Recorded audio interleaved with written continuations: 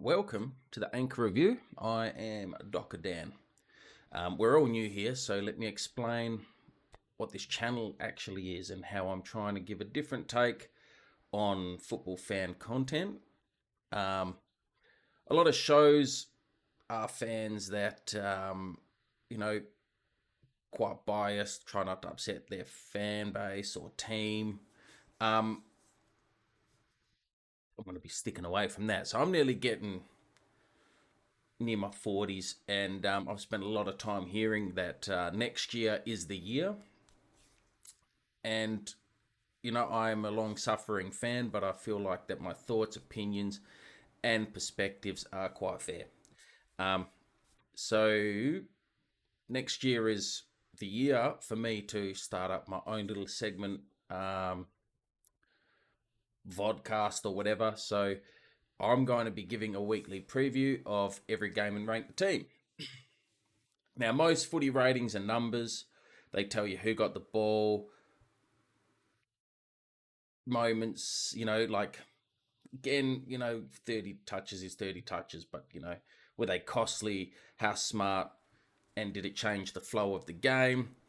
And speaking as a slightly cynical fan who has watched pretty much every game of Freo's from start to finish since 1997, I can tell you there's a big difference than just getting stats and actually playing winning football, which we're not that used to.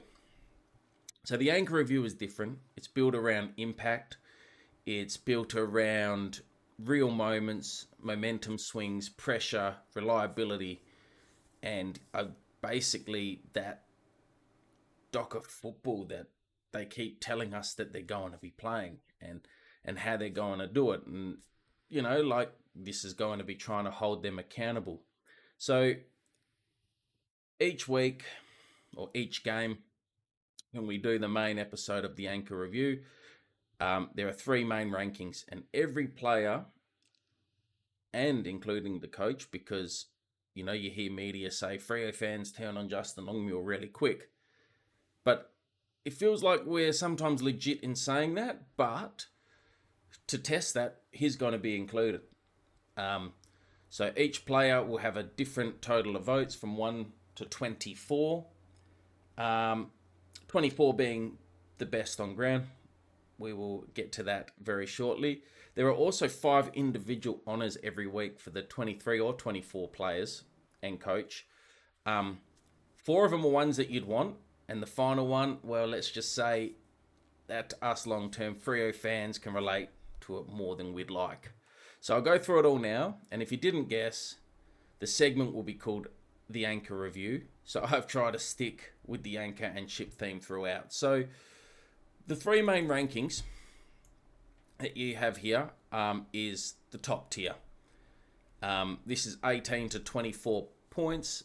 These players are the ones that lead the ship. They influence the game. They're smart, reliable, and high impact. If you're full sail, you're not just playing well, you are leading the ship. So as I was saying, and one of the awards or honours, let's just say each week, will be the person who gets 24 votes, and we'll get to that very soon. Next up, which will be predominantly most of the team, will be Anchors Aweigh. This is 7 to 17 points. These are players that contributed. They weren't perfect. They did their job. They helped the system.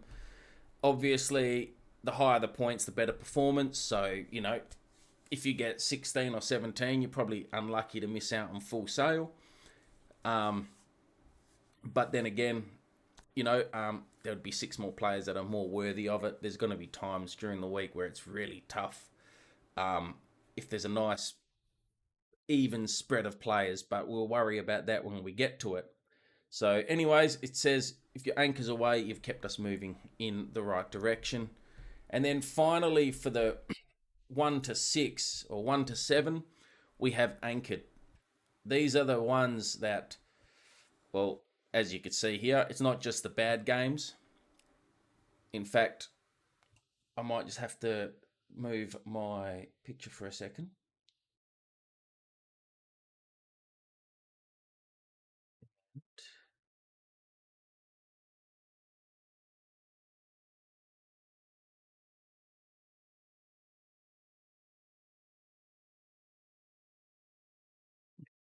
there. Now, yeah, so it's sorry about that. It's not just the bad games. This is where the performance hurt the teams. Turnovers, poor decisions, low work rate, or the moments where pressure, effort, or execution wasn't there and it cost us. If you're anchored, this isn't about shaming players. It's more about calling out the momentum, killing moments that actually matter. Um, we know them as dockery because let's face it, it happens every week regardless. Um, so, but they are the moments that matter. And again, we'll get to that very soon. So, if we just close that there, there will be 5 weekly awards, and we'll start with the number one, which is the Pavlich Award or Captain's Call. This will be, the premium performance of the week, leadership, excellence, consistency.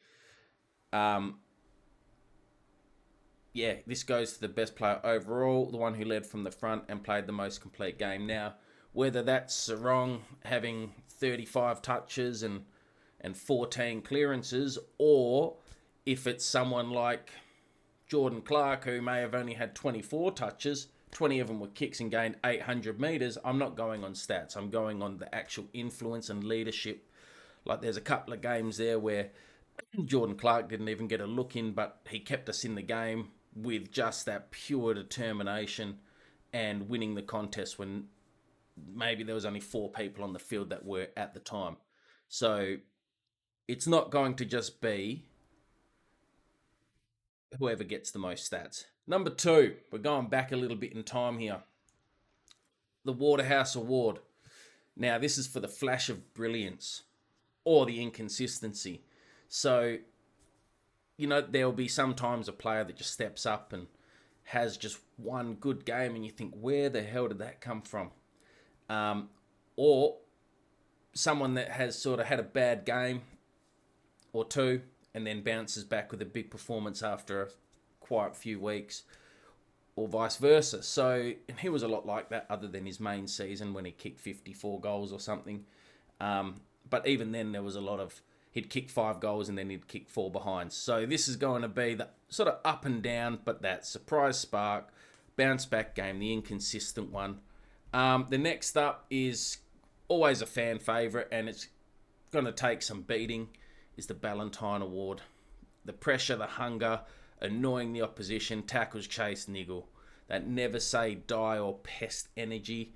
Now, he was smaller, so it was more pest, but my favourite for next year will be Paddy Voss, and he's a big pest. He hurts. So just someone like that represents the team, the jumper, the everything about Ballantyne, really. Like, he was as annoying as he was for opposition. He was a standout for us. Now, the next one, we have the Boer Award.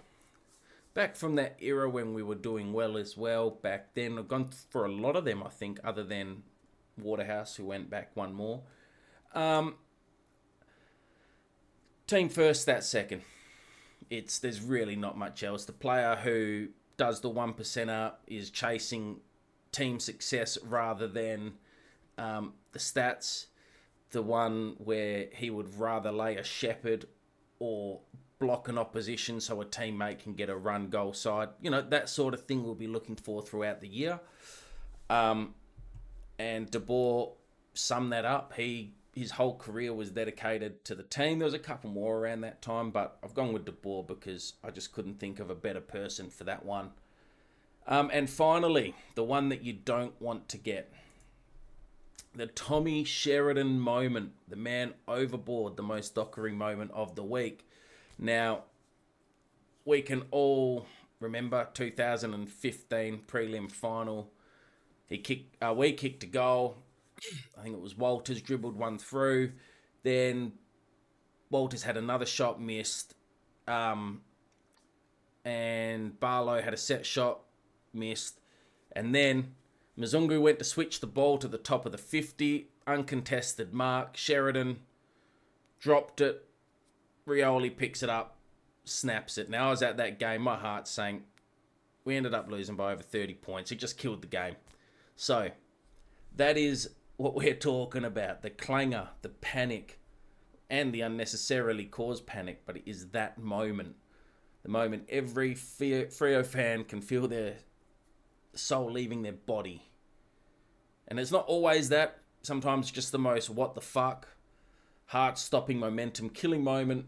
But that's going to be the Tommy Sheridan Award. Or the Man Overboard Award, but I like the Tommy Sheridan myself. So yeah, they're going to be the 5 awards.